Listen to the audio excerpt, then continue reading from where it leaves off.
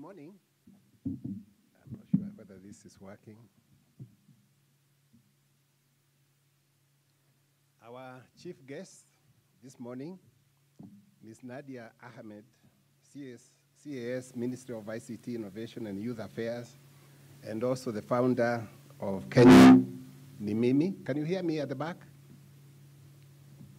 Is it okay, the sound? Mr. Bimal Kantaria, the Managing Director of Elgon Kenya, Ms. Anne Mutavali, County Representative, UN Women, all our invited guests, ladies and gentlemen. I want to start by thanking you all our guests for coming this morning to launch this initiative, Mimi Mkenya. I think, ladies and gentlemen, we know that God has given us really a beautiful country we call Kenya, and which we all call home.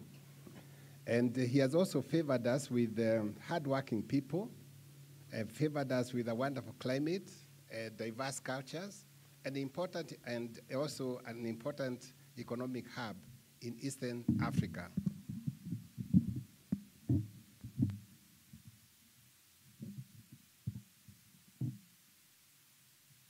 By and large, I don't think it's this thing working. By and large, the various ethnic groups that call Kenya home, we normally live in relative peace and harmony. However, come election period, every 5 years, our behavior as Kenyans changes, and changes for the worse. And also, more importantly, our behavior really disappoints. We treat elections as a matter of life and death. We vilify and demonize each other, and demonize particularly those who do not share our political persuasion. The politicians galvanize us to pledge our ethnic unity and loyalty to protect our ethnic interests. The social media goes berserk in churning out toxic messages.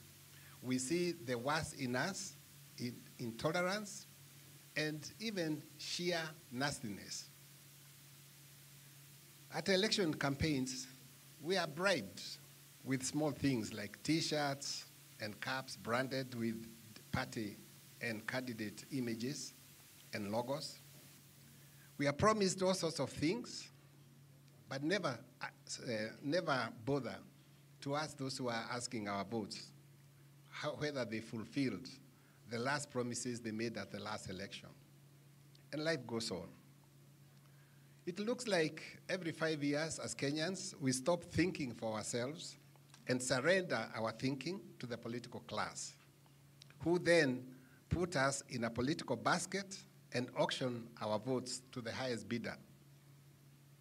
We allow politicians to create tensions through intolerant, toxic languages, which results in violence and sometimes even death.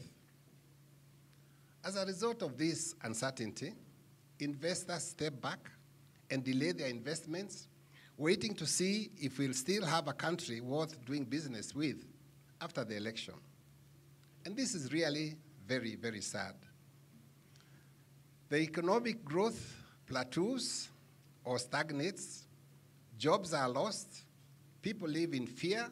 We start referring to our neighbors who we have always lived with peacefully and worshiping together as those people. We have seen people making all manner of reckless, unsubstantiated, inflammatory remarks at political rallies, all in the name of campaigning for their favorite candidate and to demonize their opponents. As the deadline for party nominations gets closer, things are going to get even worse.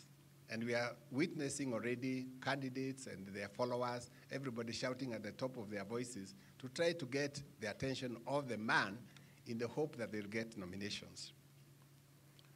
These irresponsible utterances pose a serious threat to the maintenance of law and order and could create chaos during this period when political temperatures are high, and our leaders and those seeking political offices, we really need to tell them they need to tone down their language and act with decorum at public rallies. Kenya is for all of us, and it's the only home that we know. Each one of us, ladies and gentlemen, seated here, we have a duty and a responsibility to say no to this slippery path of self-destruction that our politicians are leading us to. This is the initiative that we are launching today as Nation Media Group, as citizens of this country.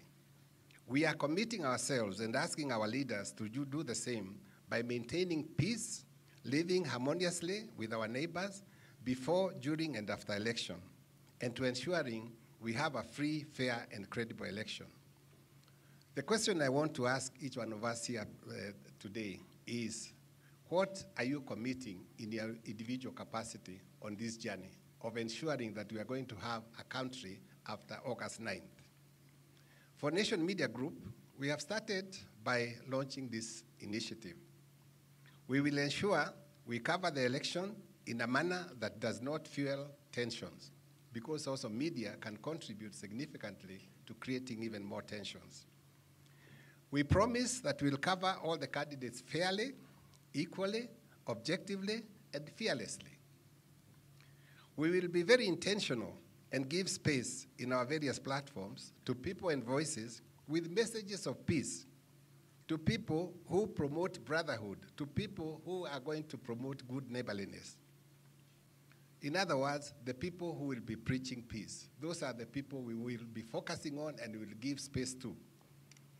We'll give voice to candidates who show good manners, humility, and decorum when asking for our votes, and who demonstrate a clear vision on how they will address the many challenges that face our country.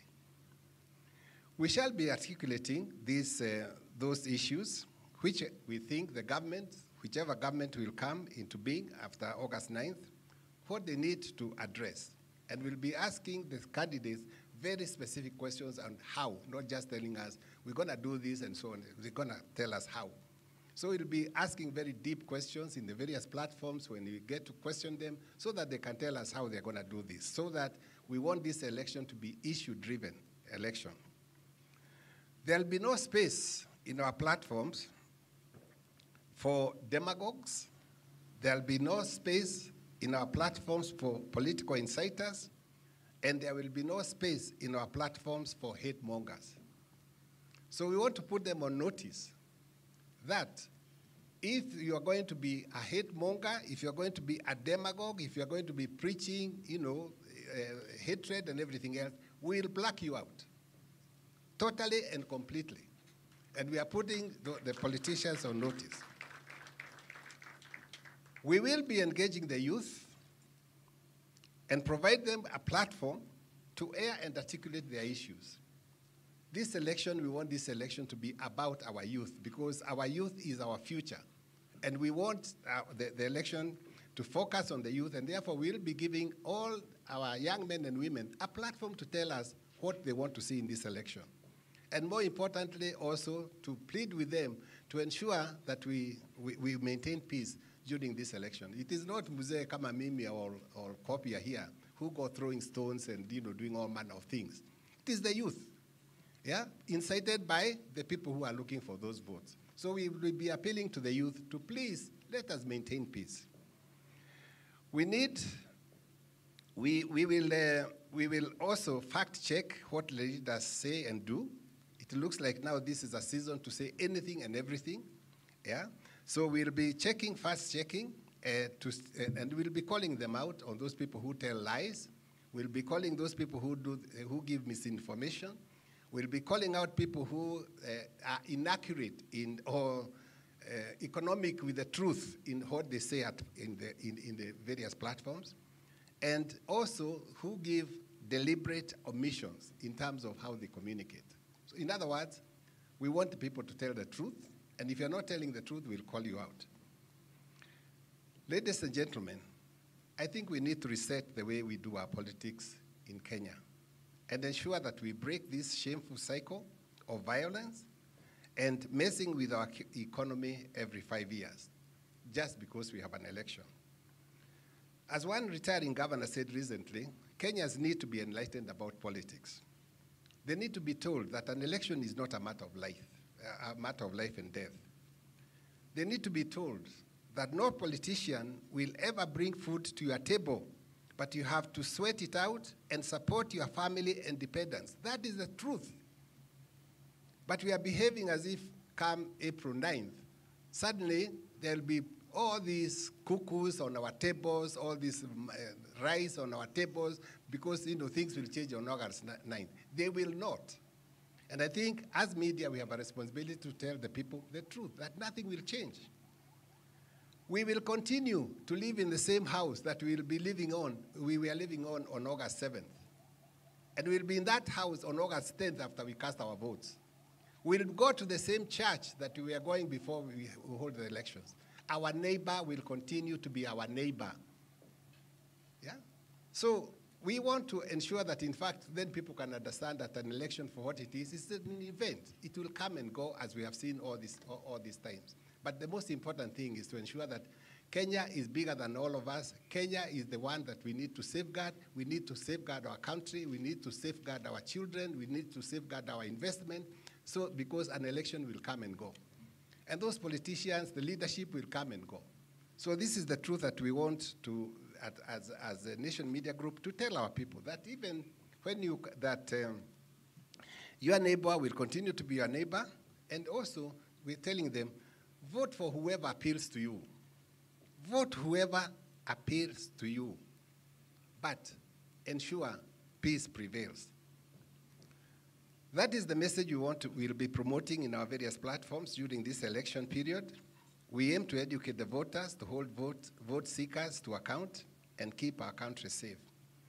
In my personal capacity, I want to pledge here before everybody here that I'll do my best to steer Nation Media Group to ensure they live to those things they have promised here today. And I'll be holding our editors, I'll be holding our management to account to ensure that the things we have promised today to do, that we are going to do them. So I'll deliver on that count.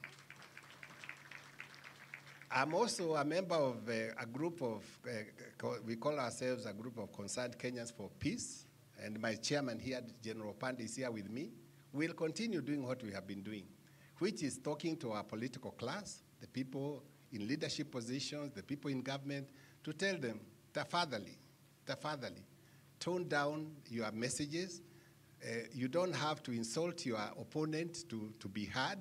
Come and tell us what you want to do for them peacefully, quietly, and with respect, and we'll give you votes if you persuade us.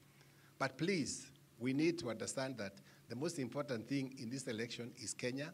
It's each and every one of us, not those people who are seeking political offices.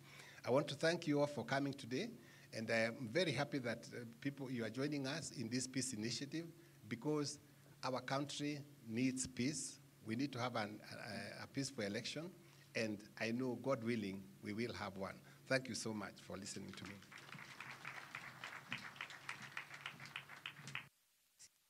Wow, indeed, we can. A round of applause. One more time. Mr. Kiboro, please don't go. Want you to do something, because Kenyans are watching, and we are here to commit ourselves, isn't it? So the hashtag is Mimi ni Mkenya. Mimi Mkenya. So I want you to commit yourself. Yes.